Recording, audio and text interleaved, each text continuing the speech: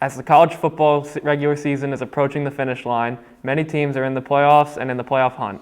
And today we will be breaking down these teams and figuring out who has the best shot of winning it all. I am your host, Luke Dionian, and let's get right into dissecting the chances that each of these teams have. Let's start with Alabama. They have tons of playmakers, and this year they have really shown their dominance. Will, what will Alabama need to do and continue to do in order for them to find success in the playoffs? Well, simply to put it, they just need to keep doing what they're doing. I mean, they've shown they're the true number one team in the country, and they have been dominant this season. They've been blowing out any and every team they've faced, and they average a 30-point differential, which is just the highest margin in the country. They are led by Mac Jones, who is a Heisman finalist, and he is truly showing his worth this season after backing up Tua Tagovailoa for all these years. He has 2,728 yards, 23 TDs, only 3 interceptions, and the highest QBR in the country through only 8 games. He's also surrounded by weapons, including 2 of the best in their respective positions, Najee Harris and Devontae Smith. Bama has rolled through the 2 ranked teams they've played, beating number 5 Texas A&M 52-24 and number 11 Georgia 41-24. Alabama has only 1 game remaining, and that is against their rival, the defending champions, the LSU Tigers. I expect Bama to beat the struggling Tigers by a large margin and continue their undefeated season. They've all but clinched their spot in the SEC championship game, where they will seemingly play number 6 Florida. And even if the Crimson Tide were to lose this game, I cannot see a scenario where they do not make the playoff. This team is flat out too talented for the committee to leave out.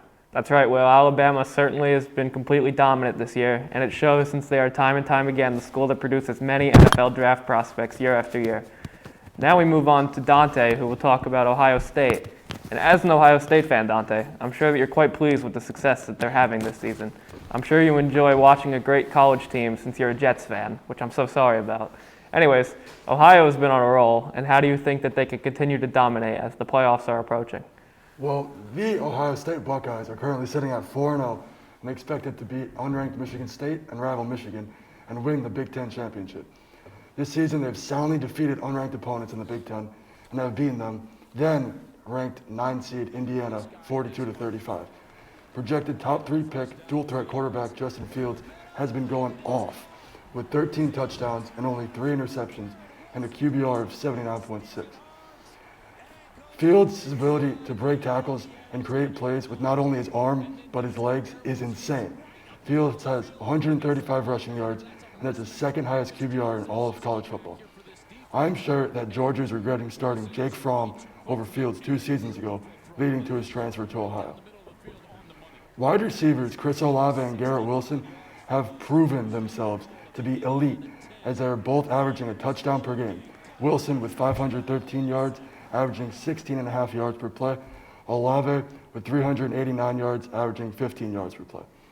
Despite losing the stud rusher in J.K. Dobbins, a man that shadowed him for years, Master Teague has picked up the slack this season, recording 6 touchdowns. Ohio State's biggest loss coming into the season was losing stud edge rusher Chase Young and cornerback Jeff Okudah, who were both top 3 picks in 2020. This season, the Buckeyes have been able to dominate opponents on the defensive side of the ball. Senior linebacker Pete Werner has 24 tackles and a forced fumble through the team's first 4 games. What I think is most impressive about OSU is that they have countless amounts of weapons on offense, and unlike most top teams such as Notre Dame and Clemson, Ohio State has a well-rounded defense. I may be a little ambitious by saying this, but I think Ohio State could stomp on Notre Dame, beat Clemson, which they would have last year without horrendous officiating and that targeting call, and the worst call in the history of college football in that scoop and score, which was ruled incomplete pass. This isn't about last year. We're in 2020. I honestly think OSU could hold their own against number 1 ranked Bama, come out with a win. Unfortunately, the way this season's played out, it's unlikely that the Buckeyes will finish ranked higher than 3, although they are clearly a top 2 team in college football. Let's not forget that if one more Ohio State game gets canceled, they will be ineligible to play in the Big Ten title game, which would certainly diminish their chances of being a top 4 team in college football and have a chance to play in the playoffs. It will be something interesting to watch for the rest of the season. Could the Buckeyes bring home another national championship? We shall see. Well, thank you, Dante. Clearly you're a very passionate Ohio State fan, and that's good. So now we're going to move into Clemson, and I'm going to discuss it. So far this season, Clemson has undoubtedly been the best offense when led by quarterback Trevor Lawrence.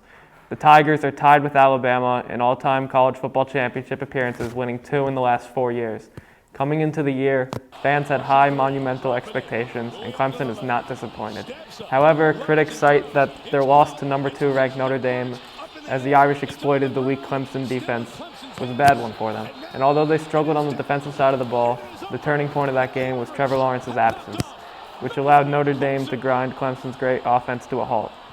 But with Lawrence clear, Clemson sits at number 4, waiting for a chance to face the Irish again in the ACC Championship, break into the CFB playoff, and maybe throw in a bid for the chip.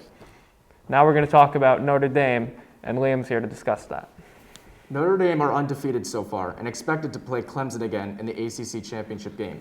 Even though they're expected to lose against Clemson, the Irish already beat them earlier this season, and the Tigers will be the second best team in the country, or at least we predict so, by the end of the season.